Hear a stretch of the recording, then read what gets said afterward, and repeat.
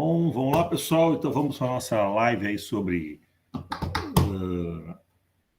radiação de corpo negro. Hoje discutindo as ideias do Planck, que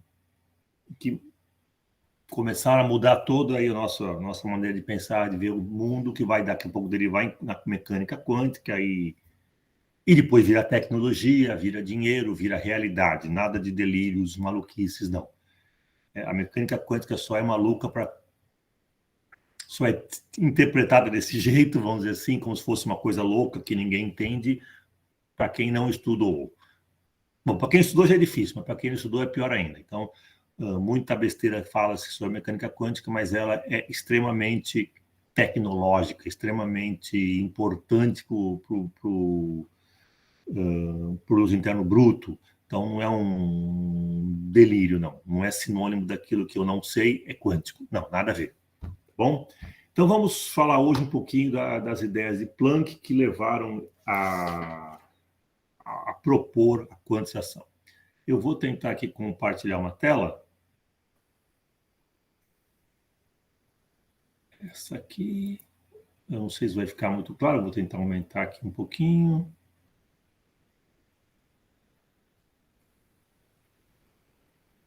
Aí tá, então deixa eu tentar aumentar essa.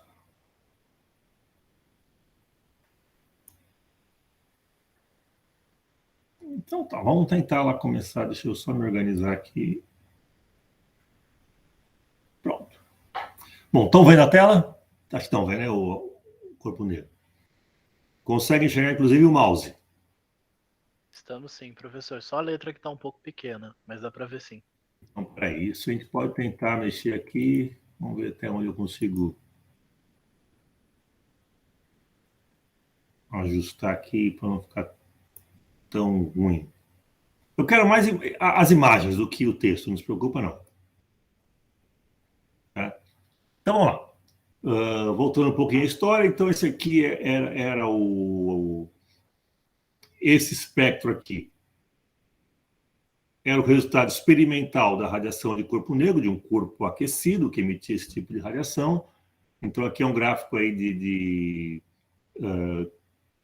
a densidade volumétrica de energia em função aqui, nesse caso, da frequência. Tá? Se quiser transformar para comprimento de onda, o jeitão é esse. O importante aqui, então, é que, bom, o pessoal tinha resultado experimental, e eu imagino que devia ter sido bem difícil, bem trabalhoso chegar nesses resultados. Devia demorar, assim, muitas horas, se não falar dias, para tirar essa curva. Tá? E a explicação clássica só dava conta dessa pequena região aqui do gráfico, para frequências pequenas. Tá? Então, a previsão clássica previa que essa densidade aqui de radiação ia para o infinito, conforme você aumentava a frequência, a tal chamada catástrofe do ultravioleta. Por quê? Porque frequências altas, na nossa cabeça visível, quanto você aumenta, você vai para o ultravioleta. Então, ir para o ultravioleta significaria que ia ter uma catástrofe, o corpo negro ia emitir infinitamente, o que não faz sentido algum, né? O sistema é finito, ele não tem energia infinita para emitir. Então, tinha algum problema na teoria. Então, essa teoria, ela havia sido calculada com base na contagem dos modos normais de vibração dentro de uma cavidade. Isso, no princípio, não era problema. Multiplicado pela energia média de cada modo normal. E essa energia média, o tal do KT, acabou vindo vamos dizer, de toda a termodinâmica da distribuição de Boltzmann. Bom, fazendo essa conta, tinha-se esse resultado terrível, essa catástrofe. Tá? Não era possível explicar. Então, aí começou o pessoal a trabalhar em cima disso, tentar chegar em alguma hipótese. E Planck acabou chegando numa solução, segundo ele, num ato de desespero, mas eu não sei se foi tão assim não, porque esse pessoal estudava muito, fazia muita conta, era muito bom. Então, é merecimento também, é esforço, é transpiração. Então, vamos lá. O que Planck tinha como ideia? Falou, olha, aqui nessa região de espectro, para frequências baixas, existe um acordo entre a teoria e o experimento. Tá? E então quer dizer que a energia média daqueles modos normais de vibração que estabeleciam-se dentro dos harmônicos dentro da cavidade realmente podia valer kT. Até aí ele concordava sem nenhum problema. O que ele não podia concordar é que, quando a frequência aumentava, a teoria ia para o infinito. Mas alguma coisa tinha que fazer esse termo vir aqui tendendo a zero. Tá? Então ele queria que, para frequências muito altas, a energia média também tendesse a zero. Por quê? Porque quando ele multiplicava o número de harmônicos dentro da cavidade por essa energia zero, então os modos de alta frequência iam para zero, e isso aqui, essa curva poderia não explodir, mas tender a ficar um valor mais baixo. Então esse era o sonho dele, e isso foi a dica que ele teve, que ele, vamos dizer assim, intuiu que a energia média daqueles modos tinha que tender a zero com a frequência. Podia ser kT em frequências baixas, mas tinha que tender a zero em frequências altas. Ou seja, havia alguma dependência com a frequência. Tá? Isso não fazia parte ainda da teoria de Boltzmann. Tá? A distribuição de Boltzmann, ela considerava... Tá, Cada estado podia ter uma energia diferente, porém a média era constante. Então vamos só continuar aqui, tá? E Boltzmann tinha essa previsão aqui para, vamos dizer, o que dessa distribuição de Boltzmann? Essa é uma maneira de falar qual que é a probabilidade de encontrar alguma coisa, vamos falar um pouco mais sobre isso, com determinada energia. Então como que Boltzmann chega nessa expressão? Imagina um sistema com N entes, ou N coisas, tá? N partículas, N modos, N qualquer coisa, equivalentes. Tá? Essas coisas podem ter energias baixas, médias e altas. Tá? Qual a probabilidade de encontrar essas coisas com baixa energia, com média energia e com alta energia? Então, essa distribuição de probabilidade, Boltzmann acaba chegando com essa expressão aqui, que graficamente, que é o que me interessa, é essa distribuição aqui. Essa primeira curva aqui de cima. Então, essa é a distribuição de Boltzmann para um sistema de muitas coisas, muito ente, muitas coisinhas iguais, que diz o que essa distribuição? Vai me falar o seguinte, olha, a probabilidade de encontrar alguma coisa com energia baixa é muito grande. Com energia alta é muito pequena. Então, aqueles N objetos, imagina um gás com N partículas. Tem partículas, vamos dizer assim, mais lentas, outras partículas mais rápidas. Então, qual a probabilidade de encontrar uma partícula com uma energia mais baixa, uma partícula mais lenta? É muito grande. E encontrar uma partícula muito rápida, muita energia, é menor. Então, essa distribuição de Boltzmann, de probabilidade, vai me descrever isso. Num sistema físico, num sistema que eu tenho N partículas, ou N entes, tá, equivalentes, eu tenho essa probabilidade de encontrar. Isso seria, vamos dizer assim, vamos fazer um pseudo-exemplo, já vou falar por que o pseudo, um falso exemplo aí. Seria o seguinte, vamos pegar o nosso país aqui, e eu tenho qual a probabilidade de encontrar alguém que tenha um salário muito alto? Ou seja, estamos falando uma distribuição, vamos dizer assim, econômica. Então aqui fala, olha, tem algumas pessoas que ganham muito pouco, e muita gente que ganha pouco, e pouquíssimas pessoas muito ricas. Então, essa distribuição me diria isso.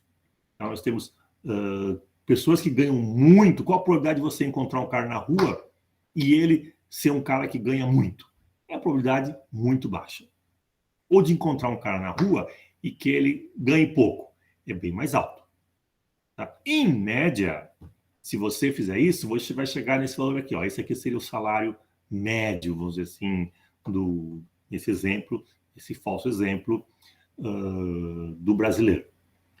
Por que falso exemplo? Isso é importante porque vocês sabem, vocês já leram isso e muitas vezes passam batido. Tá? Por que eu não posso interpretar um sistema com N partículas, ou N elétrons, e não sei o quê, ou um sistema de N pessoas, e definir o gráfico de probabilidade de renda? Até posso definir, mas não pela distribuição de Boltzmann. O que tem aí na distribuição de Boltzmann, na origem da concepção, que é completamente fora do caso que eu citei aqui de salários e rendas? Alguém já prestou atenção nisso?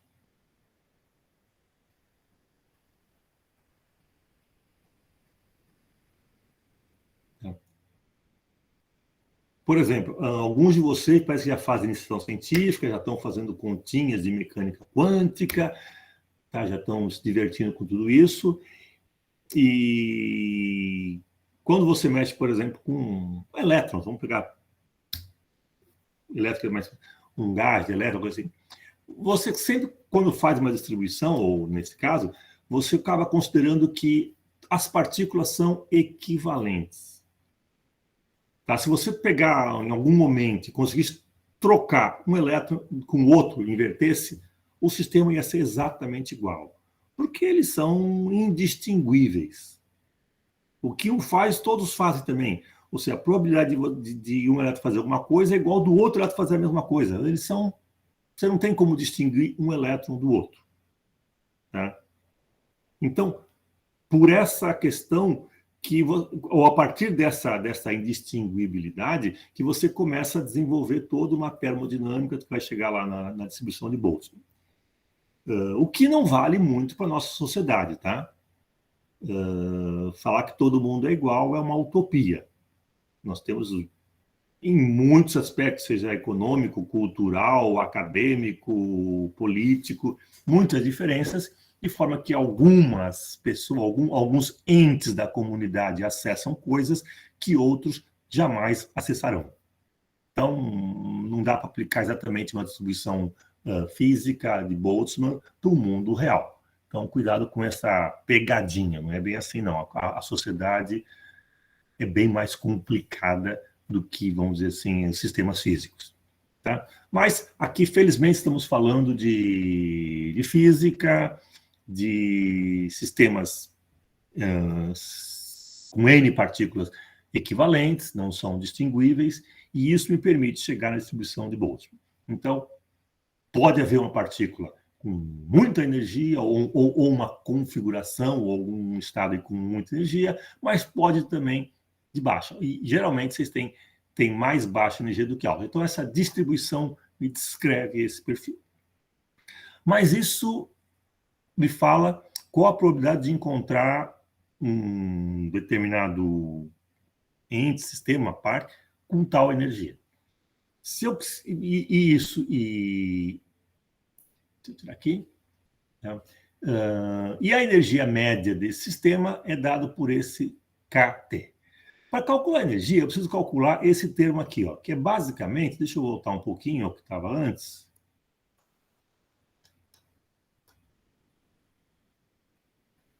Deixa eu pegar essa equação aqui, ó, essa aqui.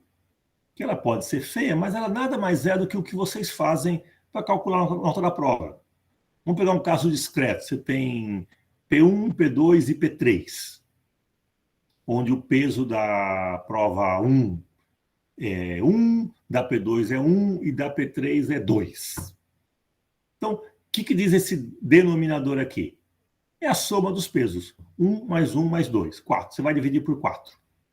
E o que diz esse numerador? Você vai pegar a tua grandeza de interesse, a tua nota, multiplicar pelo peso. Então, a nota da P1 vezes o peso da P1, uma integral, mais a nota da P2 vezes o peso da P2, mais a nota da P3 vezes o peso da P3. E vai dividir isso aí por 4. Né? Então, o que faz essa expressão é basicamente isso. Isso aqui é um valor de um cálculo de uma média, onde cada uma dessas notas tem esse peso.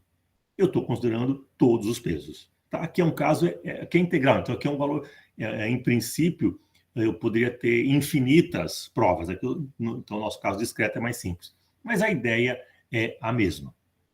Tá? E geralmente esse termo aqui, ó, a gente gosta de trabalhar com ele. O que diz esse termo aqui?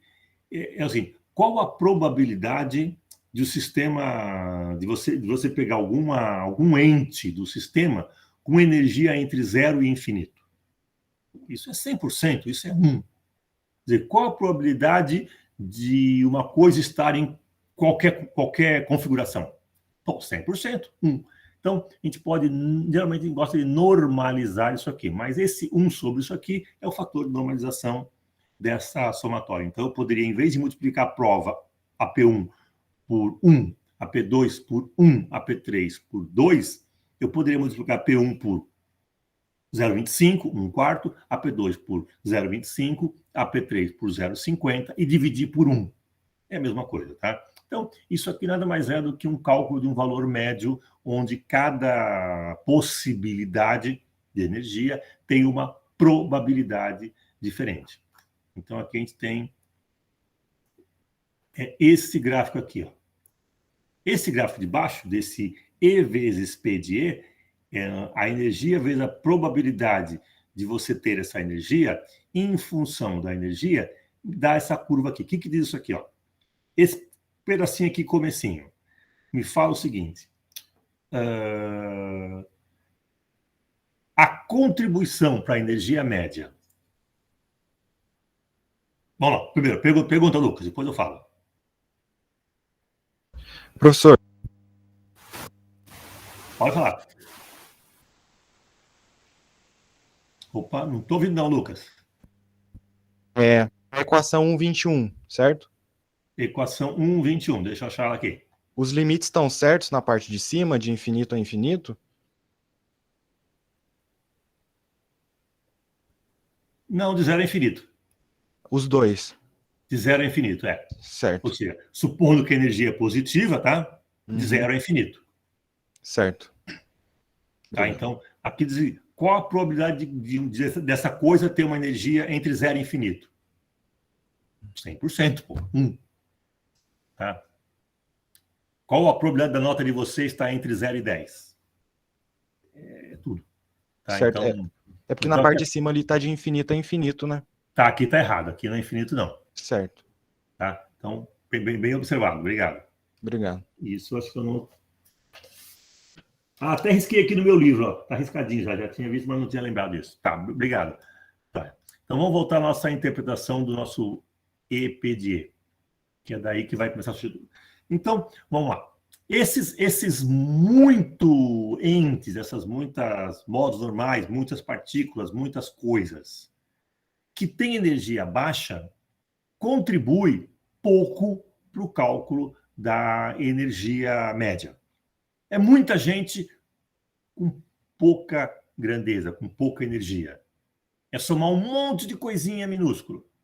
Então, é muita probabilidade, porém, com pouca grandeza. Naquele nosso pseudo-exemplo, é muita gente ganhando pouco. Tá? Ou é você fazer um monte de prova e tirar nota baixa. Isso para a tua média vai lá embaixo. Wagner, pode falar.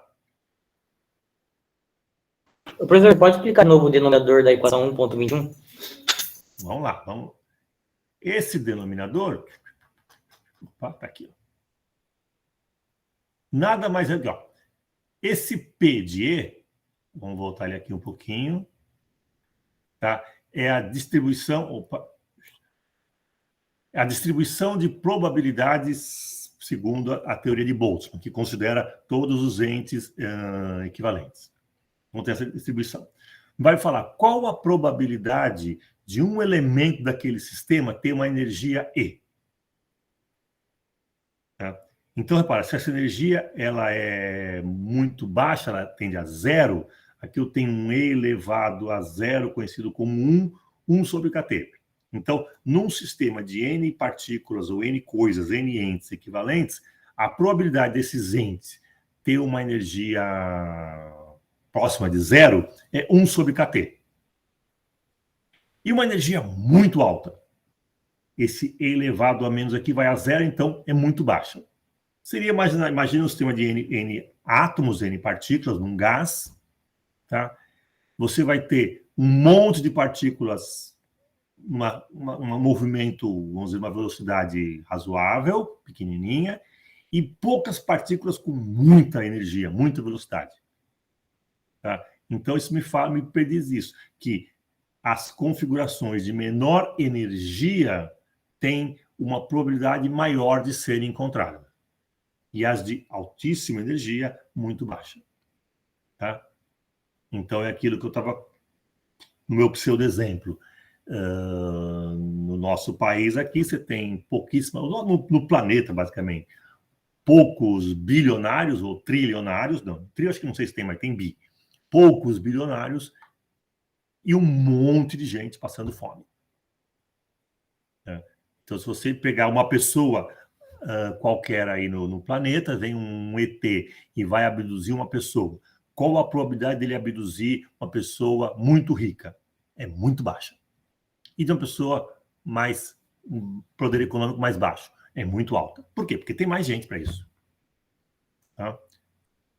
Então, esse denominador, que é a integral disso aqui, de zero a infinito, ou seja, entre todos os estados possíveis, me fala o seguinte: qual a probabilidade de você encontrar uma pessoa nesse planeta que ganha entre 0 e 1 trilhão? Bom, 100%, porque, em princípio, todo mundo ganha entre 0 e 1 trilhão. Tá? Então, a probabilidade é 100%. Tá? Não tem como não estar nesse limite. Tá? Por isso que aqui ele integra de 0 a mais infinito. Então, só energias positivas aqui. Tá? Não estou falando de energia negativa, não. Esquece esse negócio ainda. Tá? Então, isso aqui me fala qual a probabilidade de você encontrar, naquele sistema de N coisas, uma coisa que tem energia entre a mínima e a máxima. Bom, entre a mínima e a máxima estão todas. Tá? Qual a probabilidade de vocês tirarem nota entre 0 e 10? Supondo que vão receber nota por cada frequência, tá? 100%. Que vai se receber nota entre 0 e 10. No Brasil, esse é o padrão, então não tem como tirar 11 ou tirar menos alguma coisa. Então, simplesmente fala isso. Ele está somando a probabilidade de que qualquer coisa aconteça. 100%. Tá? Então, esse de cima não, olha, é o E vezes o P de E. Aqui é a tua energia multiplicada pelo peso dessa energia aparecer. É a sua, vamos dizer assim, média ponderada que a gente faz. Tudo bem isso aí ou não? Tá, média ponderada seria somatória. Oi, pode fala, Magda. Pode ignorar, então, esse denominador? Não. Se você normalizou tudo certinho, ele vai virar 1. Mas nem sempre. Isso. Tá, nem sempre. Depende de como você trabalhou com os dados, como você definiu as coisas. Tá? Então, em princípio, não. Mas eu posso colocar um conjunto de pesos cuja área... O que é uma integral de 0 a infinito de P de E de E? Vamos vir aqui, ó. Esse é o gráfico de P de E por E. Aquela integral é a área dessa curva aqui, ó. Se essa área for igual a 1, você normalizou. Se você multiplicar por um fator que faz você virar 1, fechou, está normalizado. Se não, você tem que considerar. Eu posso dar nas provas peso 1, 1, 2, ou peso 0,25, 0,25 e meio, cuja soma dá 1, 100%. Então, as três únicas chances de prova que você vai fazer. Tá? Então, você pode normalizar ou não. Normalizar é mais elegante, mas dá um trabalhinho a mais, né? Então, às vezes, nem sempre vale a pena. Tá? Mas isso é a probabilidade de você estar naquela energia. A questão agora, a de baixo é, tudo bem, estando com aquela energia, quanto que você contribui para o valor médio? Tá? Então, seria o seguinte, vamos tentar, naquele meu pseudo-exemplo, calcular a renda média do brasileiro. Nós temos um monte de gente ganhando muito pouco e essas parcelas são muito baixas. Mas nós temos pouca gente ganhando demais. E cada participação dele, quer dizer, valeria muito, mas são poucos. Então, esse gráfico me fala isso. Olha, eu tenho muita gente ganhando pouco, muitos entes com pouca energia. Portanto, isso contribui muito pouco no valor da média. Aqui eu tenho entes, tenho partículas, tenho entes, tenho módulos, com muita energia, mas são poucas. Então, também contribui com poucos termos. A grande maioria está aqui no meio. Ó. É a nossa classe média, vamos dizer assim. Tem muita partícula com energias médias, portanto, eles participam tudo. E quando eu faço a integral de E vezes P de E, dE, de 0 a infinito, eu tenho essa área aqui, ó, que nada mais é do que o valor médio, que no caso de Boltzmann é kT. Tá? No sistema, então, que é equilibrado termicamente, em equilíbrio térmico, tá? Não pode estar aquecendo nem esfriando, ele tem que estar em equilíbrio térmico. Tá? É dinâmico, mas está em equilíbrio. Então, no sistema em equilíbrio térmico, a energia se distribui entre todas as possibilidades, de tal forma que o valor médio da energia é kT. Tudo bem esses dois gráficos? Porque aqui eu estou falando só de Boltzmann, estou falando ainda do mundo, vamos dizer assim, pré-Planck. Por isso que Planck usou a energia kT para multiplicar por aquele número de estados com energia, com frequência entre Ni e Ni mais Ni. E multiplicou para chegar na sua forma e deu aquela forma louca de explodiu. Tá? Então, quando ele multiplicou o número de modos normais possível com energia entre E mais E e E mais D, ou frequência, desculpa, Ni mais Ni, pela energia média, ele obteve essa curva aqui, ó, essa função louca aqui, ó, essa função que explode. Tem alguma coisa errada, e essa coisa errada não é em frequências baixas, é em frequências altas. Então, aí ele vai buscar. Então, daqui ele vai tentar agora mudar isso aqui de forma que chegue numa solução viável que explica aquele modelo. Tudo bem ou não? A interpretação disso aí. Estamos falando de distribuição de probabilidade de Boltzmann, que funciona até hoje, nada contra ela, tá? Nem Planck era contra ela, muito pelo contrário. Funciona até hoje porque, para um sistema com N partículas, N coisas distinguíveis, em equilíbrio térmico, você tem essas distribuições. Perfeito. Vale hoje, valia antes, vai valer no futuro também. E até aí, Planck não mexeu em nada. Tá, então, isso ele concordou e a gente concorda até hoje. Tá bom? Ele vai ter que buscar uma outra coisa para mudar. Que não é exatamente nesse produto aqui, ele vai ter que mexer alguma coisinha, não no P de E, mas nesse E aqui. Tudo bem até aí ou não? Como vamos? Tudo certo. Tá, vamos relembrar. A gente já tinha calculado quais são os entes, modos normais de vibração, dentro de uma cavidade. Calculamos em uma, duas, e tem lá o livro em 3 dimensões. Tá bom, sabemos quantas coisas tem lá. Qual que é a energia dessas coisas agora? Tem coisas com energia maior, menor, média e alta. Tá bom. Mas, em média, por ser uma cavidade em equilíbrio térmico, e todos os modos serem prováveis, assim, terem a mesma, vamos dizer, serem acessíveis por todo o sistema, a energia média, ou seja, de cada média desses N entes, era kT. Então, multiplicou-se por kT e obteve-se a catástrofe do ultravioleta. Não é uma boa solução. Onde erramos? Ou na contagem de modos, ou na definição de energia. Bom, a contagem de modos era uma coisa mais mecânica. Planck, eu acho que deve ter tentado mudar, mas acho que não estabeleceu o que era isso, foi mexer na energia e observando que aquela catástrofe acontecia para frequências muito altas. Bom seria se ele conseguisse ter um modelo onde em frequências baixas a energia média do sistema fosse KT, como era aí. Por quê? Porque aquele começo da curva era bem ajustado, teoria e experimento.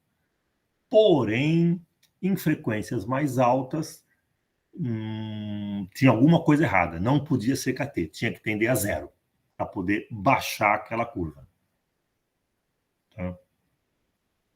Então, vamos lá. O que Planck fez? Então, repara que já ele uma primeira... O que ele vai acabar propondo... Opa, está aqui, achei.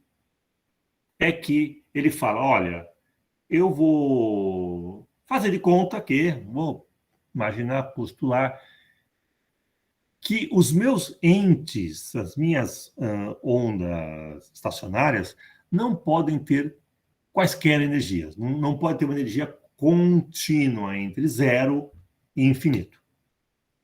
Elas podem ter valores discretos. Ou ela tem esse valor, ou é esse. No meio não tem nada. Ou é um, ou é outro. Tá? Então, agora ele começa a quantizar energia. Basicamente, o que ele considera é a energia dos elétrons que estão na parede da cavidade oscilando, que é o que vai dar origem aos modos normais. Ele fala, eu vou quantizar essa energia. E esse pacotinho ΔE vai ser proporcional à frequência. Por quê? Porque se eu mexer aqui em frequências baixas eu me ajusto bem, em frequências altas não. Então tem alguma dependência com a frequência. Então o que ele começa a fazer agora? Opa, aqui não, aqui. Então vou dizer assim, uma espécie de um experimento mental ainda. Vamos tentar ver 3 casos. Aqui ele está tentando pegar essa distribuição, comparando a distribuição de Boltzmann, em variação de energia contínua, o sistema pode ter, cada elemento pode ter qualquer energia entre a mínima e a máxima, e comparando nesse primeiro caso, num sistema que pode ter apenas algumas energias. Vamos supor assim, em vez do salário ser entre 0 e 1 milhão, ele vai ser em patamares de 100 em 100 reais. Ou você ganha 0, ou você ganha 100, ou você ganha 200, ou você ganha 300. Então, tem apenas alguns valores permitidos, mas são muitos valores permitidos ainda. Então, se ele faz aquela mesma análise, ele obtém, essa curva pontilhada aqui contínua seria a distribuição prevista por Boltzmann, e essa aqui, essa mais escura, é a prevista por essa hipótese, onde esse meu ΔE, esse meu passo de tanto em tanto, é muito menor do que KT. Então, repara, esse primeiro zero, o que significa? Eu tenho um monte de elementos com energia zero. Quanto isso contribui para a média? Zero. 0 vezes 1 é 0. Então, não contribui. Então, agora, eu tenho esse segundo grupo aqui com uma energia maior. Então, ele já contribui em alguma coisa. Mas repara que isso aqui não é um pontinho, é uma região. Vamos dizer, dentro desse ΔE, todos têm essa contribuição E, P de E. E assim vai. Então, se ele faz isso para todo o espectro, ele tem essa curva aqui escura. Tá? Essa curva escura. Cuja área, se você reparar, sem fazer conta, ela é quase que igual, a área da curva escura é quase igual à área da curva contínua. Ou seja, o valor médio para um sistema que tem energia discreta, porém, essa passada é pequenininha, é muito menor do que KT, do que o valor médio previsto, tem praticamente a mesma energia, KT. Então, quer dizer que se o ΔE for pequeno, Boltzmann e a quantização são equivalentes. Tá, guarda isso. Vamos aumentar essa passada. Em vez de você ganhar, o caso fica agora de 100 em 100 reais, vamos botar de 1.000 em 1.000 reais. Tá, vamos botar de, sei lá, de 1.000 em 1.000 reais. Bom, todo mundo que ganha entre 0 e 1.000 vai entrar como 0. Quem ganha entre 1.000 e 2.000, entra com 1.000, e assim vai. Então, todo mundo que está entre 0 e 1.000 está nessa faixa aqui, ó lá. Esse monte de gente ganha R$0 multiplicado por esse monte, 0 vezes o monte continua sendo 0. Quem está entre 1.000 e 2.000 já tem mais gente, ó. É um grupinho aqui, já participa um pouquinho mais. É muita gente ganhando entre 1.000 e 2.000 reais. Aí tem um outro, muita gente ganhando entre 2 e 3, e assim vai. Então, conforme você vai aumentando essa passada, e é que ele compara sempre com KT. Conforme o ΔE vai se aproximando de KT, essa curva fica desse jeito, e a área coberta pelos retângulos é sempre menor do que KT. Tá?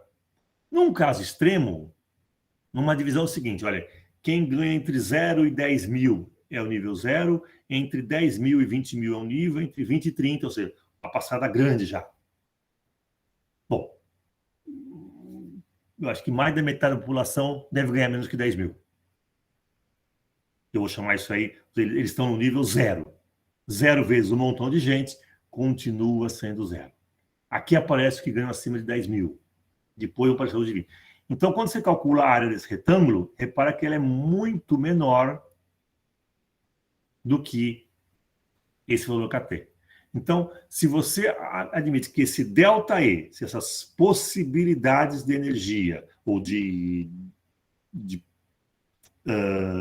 possibilidades que o sistema tem de acessar aquela configuração é muito, muito espaçada, é muito maior do que KT, com esse modelo muito grosseiro, você tem que o seu valor médio é muito baixo. Tem, em média, você tem um monte de gente ganhando 0.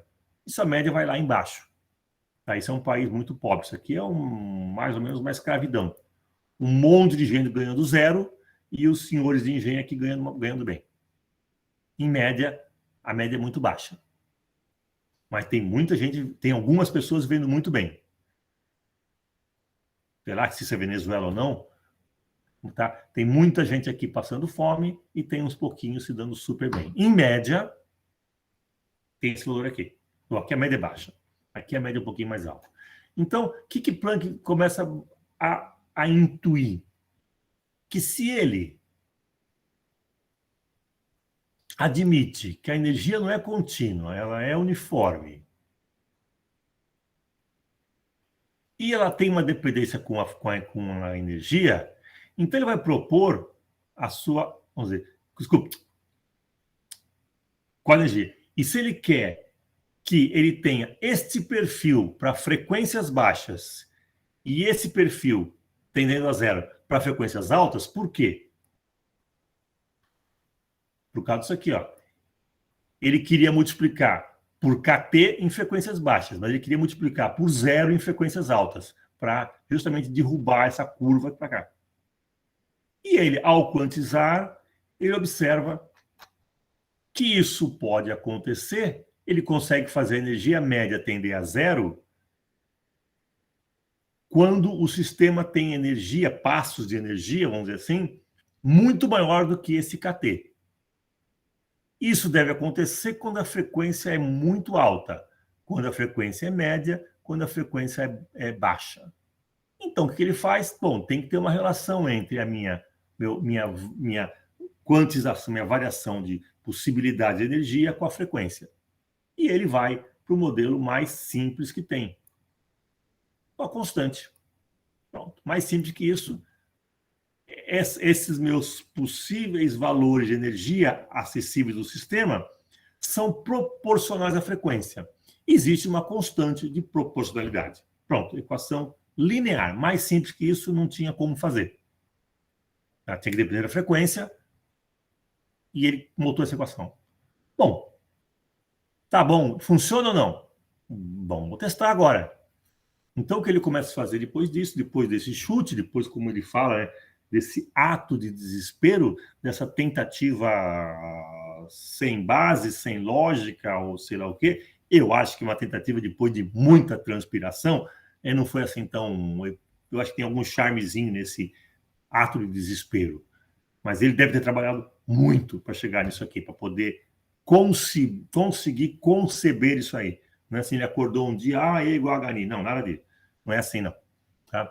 Mas, então ele vai analisar agora se essa hipótese, se ele postular essa quantização de energia, ou essa energia variando com a frequência, o que vai dar? Bom, ele vai chegar na constante depois, quando ele ajusta o modelo teórico com o experimental. Para ajustar os dois, esse H tem que ter um número. Pum, e ele vai chegar no número. Mas isso já ele fez depois. Então, o que ele tem que fazer agora? Ele vai ter que fazer o seguinte, olha. Para calcular o valor médio da energia, ele vai fazer, ao invés daquela integral, uma soma análoga à da equação 1,21. Qual que é a equação 1,21? Aquela que vocês perguntaram aí. Equação 1,21. Em vez de integrar de 0 a infinito, ele vai somar sobre todos esses níveis possíveis. Então, isso aqui vai virar uma somatória, tá? Onde ele vai manter essa distribuição de probabilidade de Boltzmann, mas ele vai mudar as possibilidades de energia. Então, o que ele faz é o que está resolvido aqui no exemplo 1.4, é isso. Em vez de uma integral de 0 a infinito, é uma somatória de 0 a infinito. São só alguns estados, algumas possibilidades de energia. E ele vai fazer E vezes P de E, como era antes. Não integral, vai somar. O P de E é exatamente Boltzmann. Olha lá. Aqui, 1 sobre kT elevado a menos E sobre kT. Isso é exatamente Boltzmann. Se você olhar lá o Boltzmann,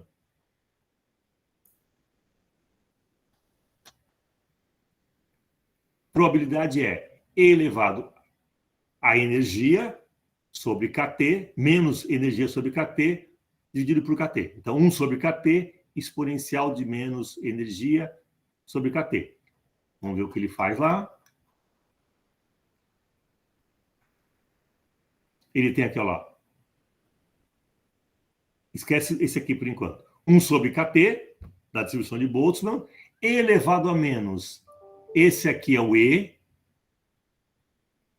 que ele colocou como NHNI, essa é a proposta dele, dividido por kT. Então, esse termo aqui, ó, essa exponencial com esse kT, é justamente distribuição de Boltzmann. Ele não mexeu na distribuição de Boltzmann. O que ele faz é falar que o E não é contínuo, mas o E agora é só do tipo NHNI.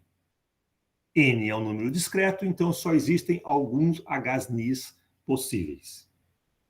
E agora ele vai brincar de matemática. Olha o denominador aqui, ó. Repara que o denominador é o numerador sem esse termo de E aqui. É simplesmente, ele vai somar em todos os estados possíveis, todos os N possíveis, a probabilidade 1 sobre kT de E elevado a menos EKT. Tá? Então, isso aqui quer dizer o seguinte, qual a probabilidade de eu encontrar um desses entes, dessas partículas, dessa parte, com energia entre mínima e máxima?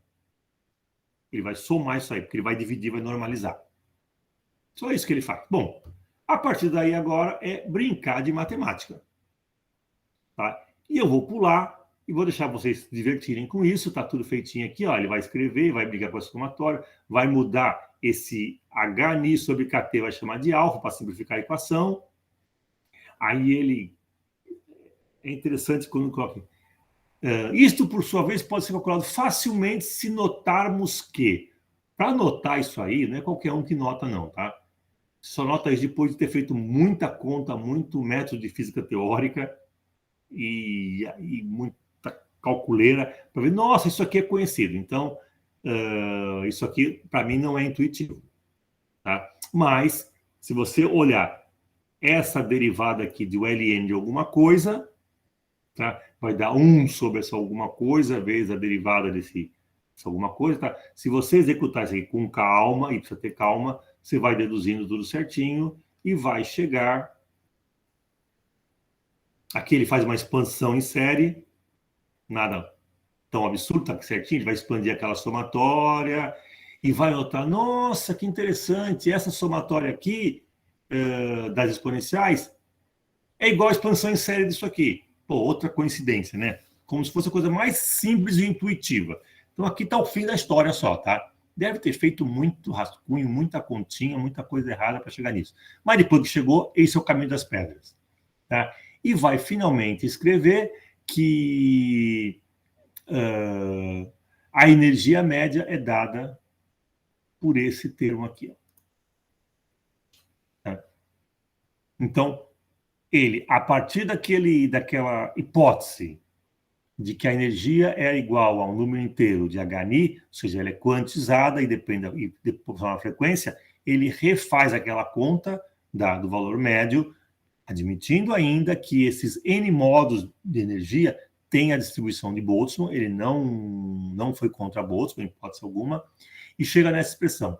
Quando ele multiplica essa energia por aquele N de Ni dni, que era o número de modos que tinham frequência entre Ni mais dni, e divide pelo volume, ele vai encontrar essa expressão aqui. Bom, ou essa expressão aqui está em termos de comprimento de onda. E a anterior, deixa eu achar, deve estar em algum lugar. Não está aqui, mas seria multiplicar isso aqui pela outra, está em termos de frequência. E aí, repara, ele consegue prever esses perfis aqui, ó. Para cada temperatura, esse é o perfil de distribuição da energia irradiada por um corpo negro em função do comprimento de onda. E a teoria e o experimento batem maravilhosamente bem. Tá? Por que não perfeitamente? Porque o experimento é mais real. Você tem alguns elementos que aqui não tem. Tá? A teoria é limpinha, tudo é perfeito. O experimento nem sempre assim acontece. Tá? Mas o casamento foi super... O ajuste foi muito bom. E a partir desse ajuste, ele vai usar a constante, ele vai procurar o Hzinho que faz o ajuste ficar melhor possível. Pronto, e assim ele encontra aquela constante que ele propôs lá em cima. O delta E igual a um H vezes a frequência. Esse H ele vai ajustar numericamente para que o jeitão da curva bata exatamente com o valor experimental. Então ele casa isso e fecha a teoria dele de maneira maravilhosa. Então, essas foram as motivações que levaram ele, e mais um monte de continha aqui também, tá? Não é tão assim, acordou de repente com a solução na cabeça, que vai prever que aqui no começo o espectro é o mesmo e aqui no final... Bom, no fundo agora é o contrário. Repara, está em comprimento de... Aqui está em lambda, tá vendo? Então, o ajuste aqui era bom. Em lambdas... Não, em frequências baixas. Então, isso, em lambdas grandes, isso mesmo. Aqui o ajuste era bom, aqui não era. Esse gráfico é toda essa densidade de energia por comprimento de onda. Cuidado que lá atrás nós tínhamos o mesmo gráfico, ou um equivalente, aqui, em frequência. Então, aqui essa curva se ajusta. Desse lado aqui. Frequências baixas, ajuste bom. Aqui, frequências baixas, comprimento de onda grande, o ajuste é bom. Então, cuidado que essas duas desses podem enganar os olhos. Não é que essa região era bem ajustada, não. Essa região era bem ajustada. Essa aqui não. Tá? Então, com isso, Planck determina uma expressão meio que sem explicação, mas que dá um belíssimo resultado.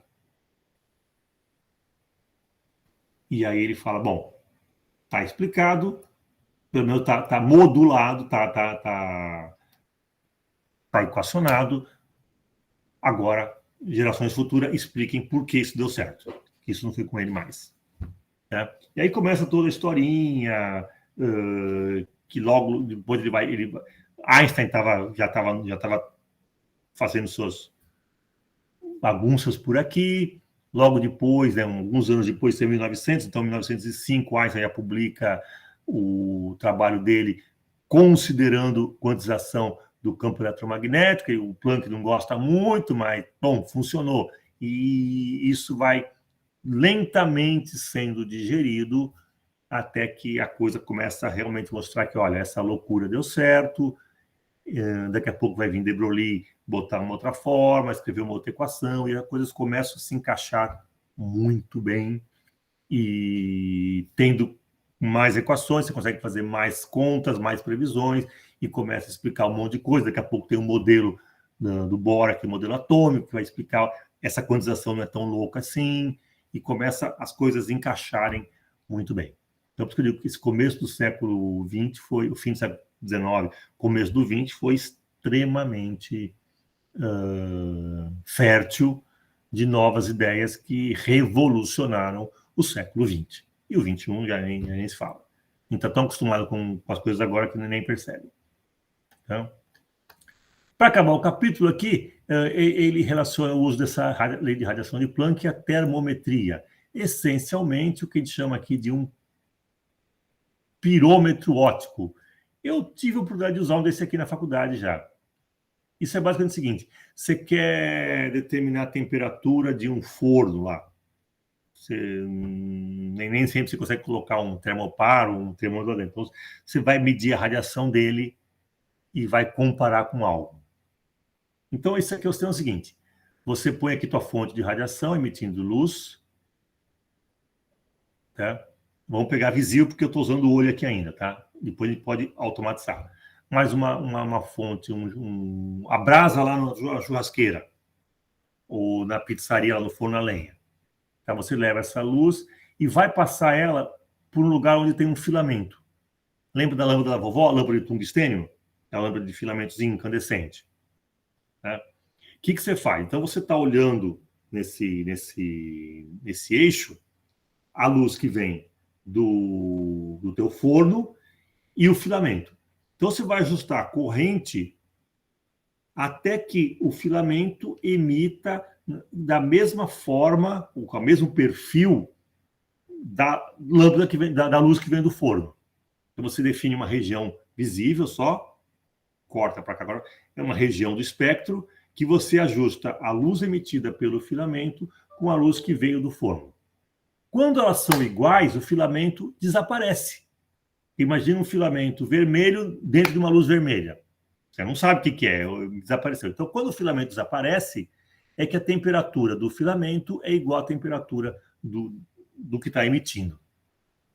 Só que como você conhece o filamento, você sabe qual que é a corrente e sabe qual a temperatura dele. Então, você, comparando esse espectro que veio do teu forno, do teu objeto quente, com a luz emitida por esse objeto quente, com o do teu filamento quente, quando elas são iguais, você sabe que a temperatura do filamento emite no mesmo espectro, da mesma maneira que o teu forno.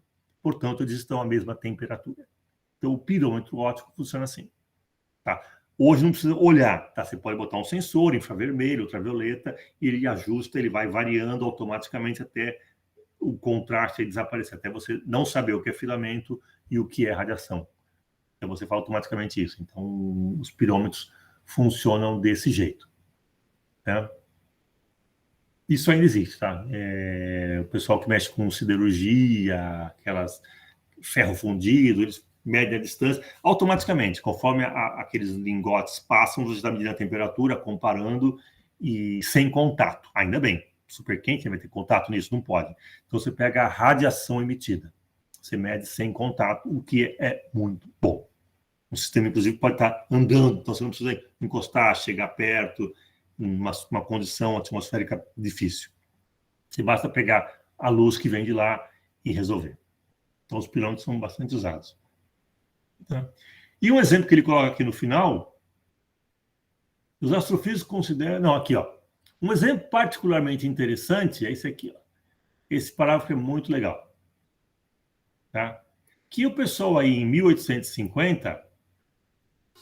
usaram um radiotelescópio e começaram a medir a radiação que vem de algum lugar daí do universo. E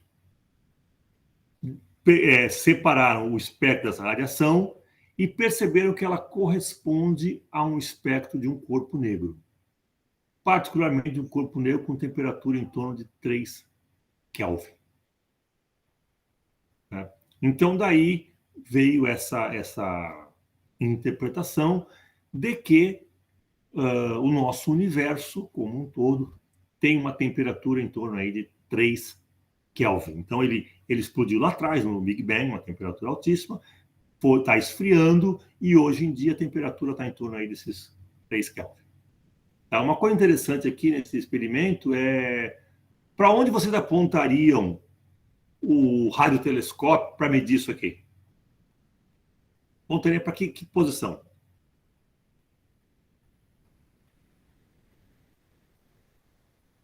Aqui você tem que mirar em algum lugar isso aí. Para onde tem menos matéria. Por quê? Talvez. Vamos dizer, apontar para o Sol não dá certo, porque você vai pegar a energia do Sol. Apontar para uma estrela, você vai pegar da estrela. Tá? Apontar para a Terra, você pega da Terra. Então, você tem que realmente pegar um lugar mais escuro que você conseguir e manda para lá. Tá? Até poderia pensar, então vamos mandar para o centro do universo, mas eu não sei onde fica o centro do universo, então eu não consigo saber onde fica isso. Mas olha que interessante. Nesse modelo, nós estamos dentro do corpo negro, dentro da cavidade. O universo é uma cavidade, nós estamos lá dentro. Tá? Nós temos localmente temperaturas diferentes. Ninguém está aqui a 3 Kelvin nesse planeta. Tá? Nós estamos a temperatura muito maior. Porém, se nós estamos em equilíbrio térmico com o universo, e se não está, deve estar muito... Assim, ainda está variando a temperatura, mas é bem lento. Para a nossa escala, estamos em equilíbrio térmico. Então, qualquer lugar que a gente aponte, teoricamente, daria essa mesmo espectro. Nós estamos dentro desse corpo negro, dentro do universo. Tá? Mas essa observação aí mostra que, realmente, o sistema está esfriando. Até quanto? Quando, sei lá. Mas aí são bilhões de anos, nós não vamos os textos astrofísicos ou os cosmologistas se preocuparem com isso. Nós temos menos problema que eles. Tá bom? Então, essas são as ideias. Bom, aqui ele fala um pouquinho dos postulados da implicação no caso do sistema oscilatório, né? Tudo que oscila. Ele vai comparar aqui um exemplo legal. Por que eu não observo a quantização num pêndulo simples? Ou num pêndulo? Ele faz aqui a massa, ele calcula e mostra que para a gente observar isso aí, vamos dizer, o pêndulo até ele pode ter estados discretos. Não vai ter qualquer energia, mas essa granulação da energia é da ordem de 10 a menos 33 joules, tá? Que é imperceptível. Então, nós não conseguimos perceber esse efeito no mundo macroscópico. Tá? Então, num pêndulozinho, esqueça. Mecânica clássica funciona maravilhosamente bem. E não há nada a reclamar dela. Tá? E assim, com essas ideias, tá, um pouquinho de história, ele vai falar das historinhas aqui. Tá, depois se reforça com o cálculo da entropia, conceito de termodinâmica, vem na Einstein, vai falar sobre... olha lá, o Planck foi o padrinho, vamos dizer assim, o patrono do Einstein. Brigaram muito, ainda discordaram muitas vezes, mas tudo bem, briga de gigante, deixa isso. Ainda bem que teve. E assim, vamos dizer assim, nasce um pouquinho dessa nossa física quântica. Ainda por um ato de desespero, ou genial, eu acho, de Planck e outros, porque isso aí tem toda uma construção, tá? Eu não sei a história exatamente, tá? Não é minha. Deve ter muito detalhezinho super interessante, mas com isso a gente consegue chegar num modelo que os sistemas físicos não podem assumir qualquer energia continuamente. Quer dizer, você pode não observar isso numa escala macroscópica, mas numa escala um pouquinho menor, uma escala vamos chamar daqui a pouco de quântica, tá? Uma escala microscópica por enquanto, você começa a perceber que os sistemas não podem assumir qualquer configuração, qualquer energia, o estado deles é uma coisa ou outra, existe quantização. Tá? E junto com isso já tinha muita coisa acontecendo de emissão discreta de gases, vamos ver daqui a pouco no outro capítulo para frente, já tem alguns outros fenômenos acontecendo, daqui a pouco vai aparecer um pouco da discussão da natureza da luz. Então tudo isso é esse pacotão que aconteceu nessa virada de século, comecinho do século passado. Tá? Foi fantástica. E os outros próximos 3 capítulos, 4. Os 4 capítulos vão falar de outros elementos nesse, não vou nem dizer um quebra-cabeça, mas nesse caleidoscópio fantástico que vai dar origem, nesse caso aqui, estamos seguindo a rota da mecânica quântica. A relatividade foi um outro caminho que vai... Daqui a pouco eu vou esbarrar nela, mas nós estamos indo para o caminho da quântica. Então, com isso, Planck, ele propõe essa quantização sem saber por quê, mas deu certo. Deu certo, ajusta numericamente a constante dele e solta aí no mercado para o pessoal começar a brincar com os experimentos e ver o que dá. E aí deu muita coisa certa, fantástico. Aí, aos pouquinhos, foi se construindo uma teoria mais robusta. E com isso acabamos a primeira parte. Radiação de corpo negro. Pronto, conseguimos entender uma daquelas nuvenzinhas, aquelas nuvens, tá, que era o perfil de emissão de radiação de um objeto aquecido em uma certa temperatura, um equilíbrio térmico do sistema. Eu estava tentando ver aí até onde eu consegui descobrir os corpos negros aqui do nosso planeta, que factíveis, eles vão até, sei lá, 3.000 graus só, não passa de Kelvin, não passa mais disso aí não, tá? 6.000, isso aí é estrela.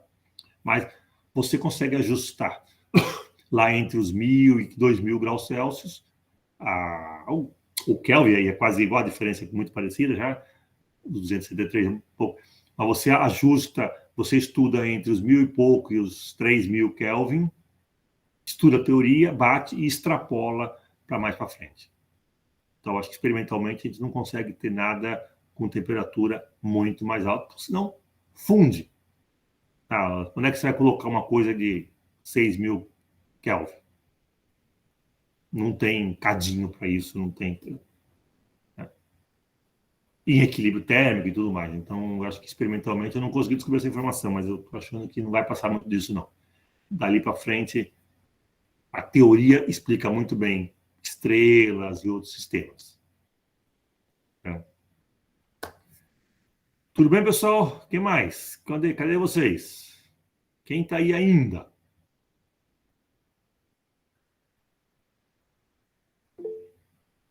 Vamos, Alexander. Então, vamos lá. Peraí. Vamos ver a sequência aqui. Opa. Muita gente está levantando a mão. Caramba. Então, quem começa? Lucas? Não, Lucas já foi. Ih, sumiu aqui. Quem levantou a mão? Acho que levantaram só para falar que estão aqui. Professor, tem uma pergunta. Só falar que está vivo. Tá bom. Já é uma reação. Vai ter lista para a prova ou não? Lista? Existe uma lista de exercícios, coisa do tipo? Não, o que tem na prova daqui a pouco é... Agora tem várias questõezinhas. Deixa eu virar aqui o livro. Algumas questões que são conceituais, acho que são importantes. E, ironicamente ou curiosamente, elas não estão, até onde eu sei, resolvidas na internet.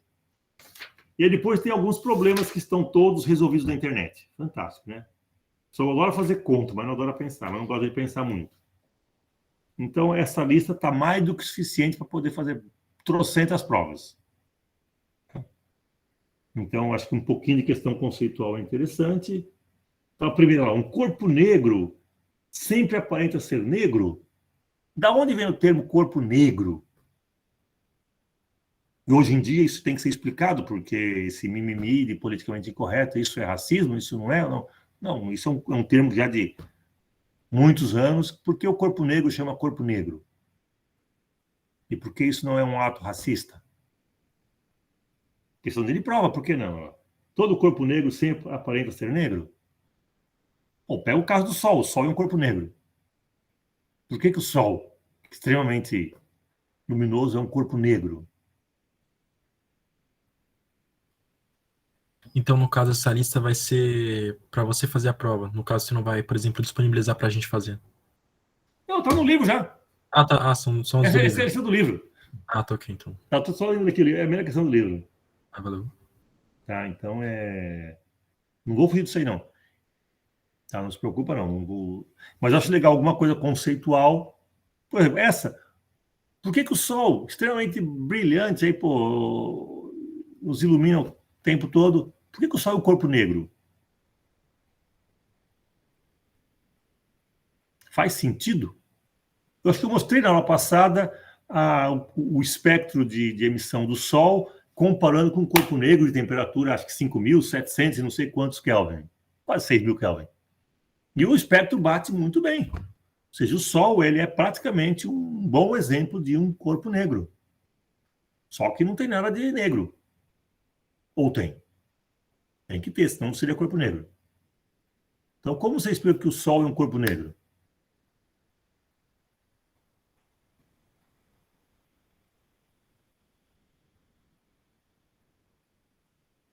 Pois ele absorve toda a radiação eletromagnética, sim, como um buraco negro. Chegou lá, você só chega, não sai. Caminho de ida só. Tá? Toda a radiação que bate no Sol, fica no Sol. Tá? Aí ele vai digerir e vai devolver, isso também é importante, do perfil dele, na temperatura dele. Então, o que chega, vamos dizer assim, chega de um jeito, sai de outro. Chega de não sei como e sai como Sol. Tudo que chegou tem que sair. Por quê?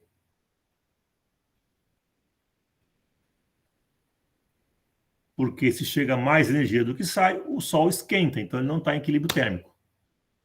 Então não é um bom exemplo ainda. Então o sistema termicamente em equilíbrio tem a temperatura constante. Então o que chegou de energia tem que sair. Senão, ou ele esquenta, ou ele perde e esfria. Não consegue manter uma temperatura constante. Tá? Lucas, pergunta? Sim. Professor, pode parecer uma pergunta boba, né? Uhum. Mas- Então vamos desafiar. Quem vai responder a questão boba dele? Mas Você escolhe alguém para responder, vai ser boba. Ah, não sei, da onde que vem essa energia que o Sol absorve? De você, inclusive. Você emite radiação. Todo o universo emite, todas as estrelas emitem. Tá? Então, quer dizer, o Sol tem a sua fonte própria. Tá? Ele está queimando lá hidrogênio. E ele perde. Tudo bem, ele vai esfriar sim. Daqui a alguns bilhões de anos nós não vamos ver o Sol, tá bom, mas também não estou aqui mais. Mas, em princípio, luzes de outras estrelas, raios cósmicos e não sei o que batem no Sol, não fazem. Ele não tem aquela temperatura por isso. Tá? Ele tem. Porque o que bateu, ele reemite. Então, tem muita fonte energética aí no universo de monte. Problema para o pessoal que mexe com naves, satélites. Quem que apagou recentemente? Parece que teve uma nave, qual? Cassini? Que agora parou de dar... Não sei, eu vi alguma coisa, agora não sei qual que é. Não, acho que uma das naves, um dos satélites das sondas que o homem já lançou, eu acho que está tão longe que só não sabe nem que tipo de radiação que tem onde ela está. Tá uma coisa meio louca, assim. Não sei, eu li rapidamente, não sei detalhe. Quem mexe com astrofísica, eu posso saber mais aí. Mas o universo está cheio de radiação. Não só a radiação de fundo, os 3 Kelvin lá, mas volta e meia tem uma explosão aí de um buraco, de uma estrela, buraco negro colapsando e tudo mais. Quem está no universo está levando radiação. Está digerindo radiação, vamos dizer assim. O duro é que a escala temporal e espacial é gigantesca, tá? Quem que perguntou? Peraí. Como a quantização de Planck atua na temperatura do universo afora?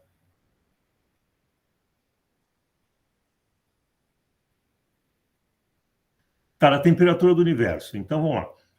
Você pode apontar teu radiotelescópio em várias frequências diferentes. Você pode botar vários filtros, vamos dizer assim, ou construir várias gamas, e medir quanto de radiação chega até o teu radiotelescópio naquele intervalo de frequência. E levantar um gráfico entre a radiação que você detectou naquele intervalo em função da frequência. Isso vai dar um espectro tipo aquele perfil, aquela curva, tipo um corpo negro. E quando você ajusta numericamente, a temperatura T desse corpo negro, lembra que você tinha a lei essa área proporcional a T à quarta. O comprimento máximo da radiação multiplicado pela temperatura é outra constante. Então, você tem lei de Stefan, lei de Wien, tá? E você consegue saber, determinar que esse espectro que vem de universo afora bate muito bem com alguém emitindo a 3 Kelvin. Isso é muito infravermelho, tá? Mas nós temos um sensor infravermelho muito bom. Tá? Quem que está emitindo isso? Tá? Então, a gente interpreta como, não é quem está emitindo. Nós estamos dentro de uma cavidade, dentro de um universo, que está a essa temperatura. Tá? Repara, localmente ele é bastante heterogêneo, mas na escala do universo, se você tratá-lo como homogêneo, ele é uma grande cavidade térmica de temperatura 3 Kelvin.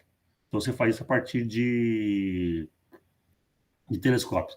Como isso foi feito, se não me engano, em 1950, o telescópio devia estar na Terra ainda. Imagina agora que a gente mandou um monte de foguetinho, um monte de nave lá para fora. Isso deve estar super bem rastreado. Eu não tenho dados mais modernos, mas se alguém aí mexer com isso, deve ter coisas muito boas. Então, nossos radiotelescópios, nossos satélites, não, nossas sondas são fantásticas, né? Então, deve ter muito melhor resolvido isso. Mais alguma coisa perguntou ou não? Acho que não, né?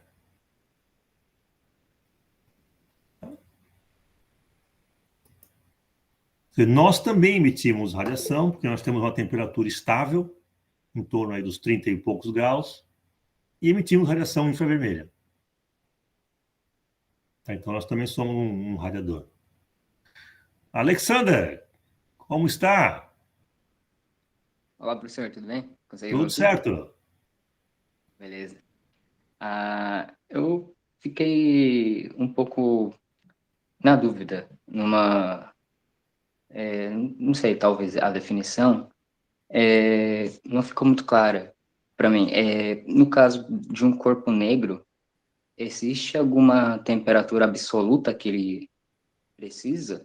Ou pode ser uma coisa relativa, por exemplo, dependendo do que ele tem do lado? Tipo, com o que você está comparando? Porque o senhor falou que o Sol, por exemplo, ele pode ser considerado um corpo negro porque toda a radiação eletromagnética que bate nele, ele meio que absorve, né? Então, por exemplo, será que se você colocar vou colocar um exemplo aqui meio bobo, né? Mas se você colocar uma formiga do lado de uma pessoa, a radiação que emite a formiga vai ser praticamente absorvida totalmente pela pessoa. Tipo, o que você vai perceber, se você apontar alguma coisa assim, vai ser completamente o da pessoa. Meio que você vai obviar, ou desprezar o da formiga. Tipo, não sei se ficou claro, mas você considera a partir de uma temperatura absoluta para chamar de corpo negro, ou depende do que você está comparando uma coisa com a outra? Deixa eu ver se consigo Pra responder dizer- em partes, ver se eu entendi bem. Não, o corpo negro não tem uma temperatura fina. Você tem corpo negro... Vamos dizer, o que é o corpo negro? É um corpo que emite um espectro que basta saber qual a temperatura, você sabe o espectro. Não depende da forma dele, não depende de onde ele está, nada disso. Tem aquela temperatura, é aquele espectro. Tá? E a temperatura pode ser desde alguns Kelvin até alguns, sei lá, milhões de Kelvin. Então, o objeto a poucos Kelvin, o objeto frio, também emite radiação. Só que é uma radiação muito infravermelha, a gente não consegue enxergar. Tá? Então, qualquer objeto a temperatura acima de 0 Kelvin emite radiação. Se esse objeto ele está em equilíbrio térmico, ou seja, ele está numa situação tal que ele recebe, emite, a absorbância e a emitância são a mesma, esse fator é, vamos dizer, 1, ou seja, ele está em equilíbrio, o equilíbrio dinâmico, tá? Ele não está parado, ele está em equilíbrio dinâmico, mas ele nem esquenta nem esfria, equilíbrio térmico, em qualquer temperatura ele emite um objeto. Se ele é pequeno, médio ou grande, a dimensão não faz diferença alguma. Você poderia ter uma formiguinha ou um elefante, cada um emitindo. Você tem que só mirar bem a formiga ou mirar o elefante, para poder saber qual a radiação que ele emite. E tentar não pegar a contaminação, assim, o ruído dos demais, do planeta Terra, por exemplo. Eu acho que entendi agora. Então, tipo,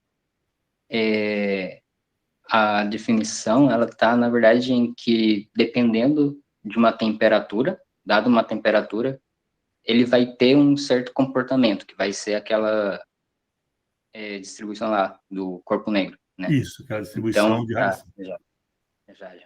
Entendi. Uhum. Tá. Obrigado. E eu acho que tinha até uma pergunta que fala sobre isso, eu tenho que ver aqui.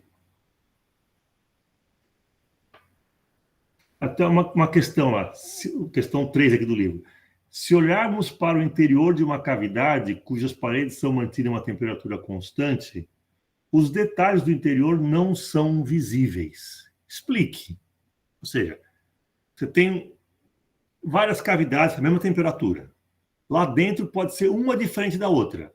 Mas se você olha por os buraquinhos, você não consegue saber o que tem lá dentro. Por quê? Já viram um experimento onde o pessoal coloca, acho que, uma barra de vidro dentro de um fluido e ele desaparece? Você viu isso aí ou não? É uma coisa assim, né? Você tem um fluido, aí você tem lá uma barra de vidro. Aí você põe lá dentro e ela desaparece. Por que desaparece? Não é mágica, não. Chama-se índice de refração. Porque o fluido tem um índice de refração, esse vidro tem um índice de refração. Quando você coloca esse vidro num meio do mesmo índice de refração, não há diferença de índice de refração. Então, para você, oticamente, é tudo igual. Não faz nenhuma diferença, vidro ou água. Tá? Então, não é mágica, é um efeito óptico. Não há contraste. Tá? No caso do corpo negro, tudo que está lá dentro está à mesma temperatura. E, independente da forma, emite do mesmo jeito. Então, para você não consegue saber o que tem lá dentro. Não há um contraste para saber, não, isso aqui é mais bicudinho, mais quadradinho, mais assim, assado. Então, quando você olha para o interior, os detalhes não são visíveis. Por quê? Porque se fosse visível, você teria um contraste. Você fala, isso é uma coisa e isso é outra coisa. Mas não, é tudo baseado, a radiação que vem de dentro é sempre a mesma. Daquela temperatura é sempre igual. Não há contraste, não há como discernir uma coisa da outra. São coisas iguais. Então, todo corpo negro da mesma temperatura emite exatamente da mesma forma. É claro que, na prática, os corpos negros têm algumas diferenças. O Sol não é uma esfera perfeita de 6.000 Kelvin. Não, ele está explodindo, reclamando, fazendo isso, chorando, virando. Então, você tem um primeiro espectro, vamos dizer, que é aquele contínuo, mas tem alguns detalhes. Acho que eu tenho, cadê o do Sol? Acho que eu tenho, não tenho? Eu acho que eu tinha esse espectro aí. Vamos voltar ele do Sol, está aqui.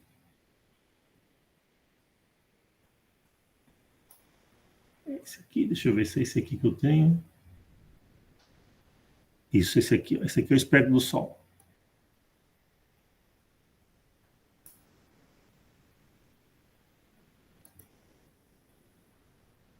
Chegou aí? Não, está chegando, vamos lá. O espectro do Sol é esse preto, e a previsão de um corpo negro a 5.770 Kelvin é essa, sei lá, laranja, marrom, sei lá a cor que é isso aqui, essa curva contínua. Então, repara, não é igual, não, claro que não é. O Sol não é uma cavidade, um corpo negro perfeito, não. Mas o ajuste é razoável, tá? Não é tão ruim. E assim como o Sol, qualquer outra estrela teria a mesma lógica. O Sol é uma estrela, uma. Então, todas as estrelas emitem esse tipo. Aí você pode ter ainda uma variação mais para o vermelho, pelo se está afastando, se está aproximando, se está fazendo isso, está girando, mas essas são sutilezas. Mas o espectro principal, repara que está muito bem ajustado aqui. Curiosamente, o pico do Sol coincide com o pico de absorção da nossa retina. Quem que ajustou isso?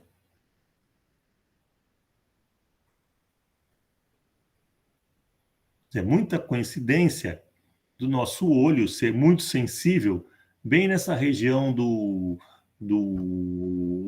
verde amarelado ali, que é a região que mais emite o Sol. Por que será que tem essa coincidência?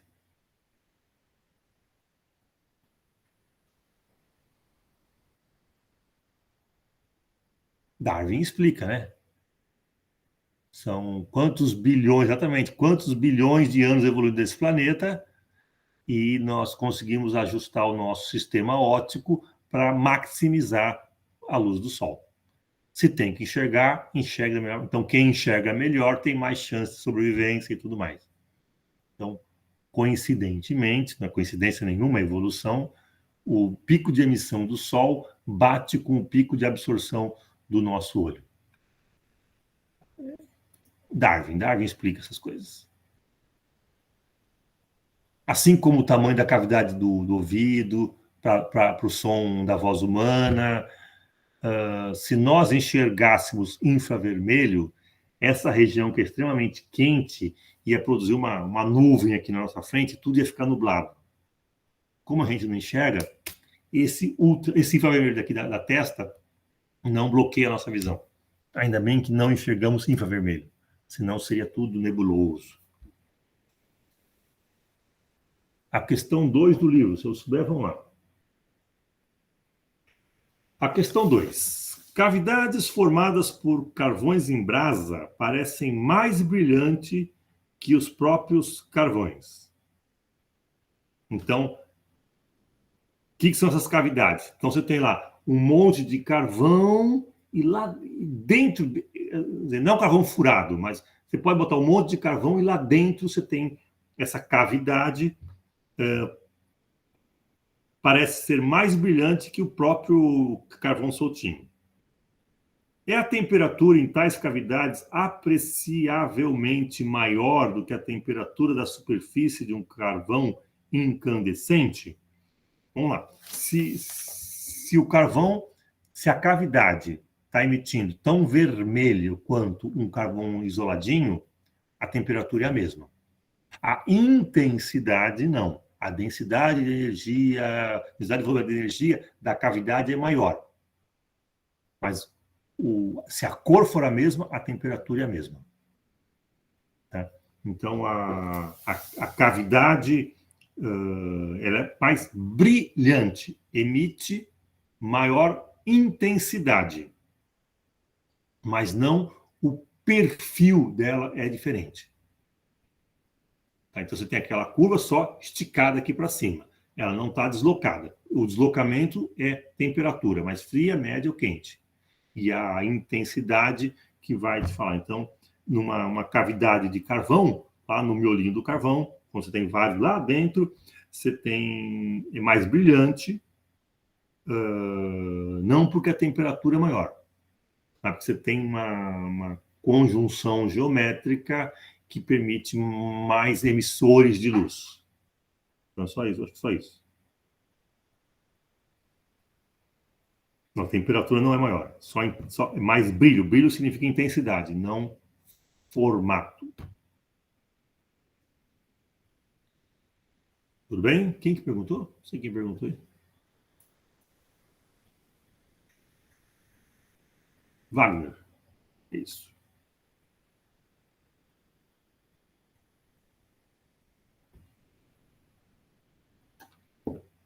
Certinho, pessoal? Bom, então amanhã a gente vai fazer alguns exercícios. Vou calcular um ou outro aqui de vocês. Acho que eu tinha até um. Vou ver lá.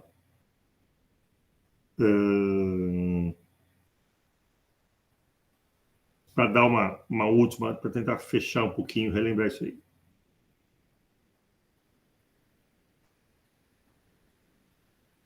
E a maioria dessas questões aqui se mata pela lei de Stefan ou lei de Wien. Se o T a quarta ou lambda T. E chatinho. Essa do Sol é legal aqui, ó. Que acho que a Débora resolveu amanhã. Acho que a taxa média de radiação solar incidente sobre a superfície da Terra é de tanto. Aí eu resolvo amanhã. Tá? Nem toda a radiação que vem do Sol chega aqui embaixo. O Galvão falou disso também. Tá? O nosso planeta é especial. Então, mas nem tudo do Sol que só emite para nós aqui chega até a gente. Tem um monte de filtros e barreiras aí antes. Mas a gente faz isso amanhã. Tá bom, pessoal? Mais alguma questão? Tudo certo? Tá bom por hoje?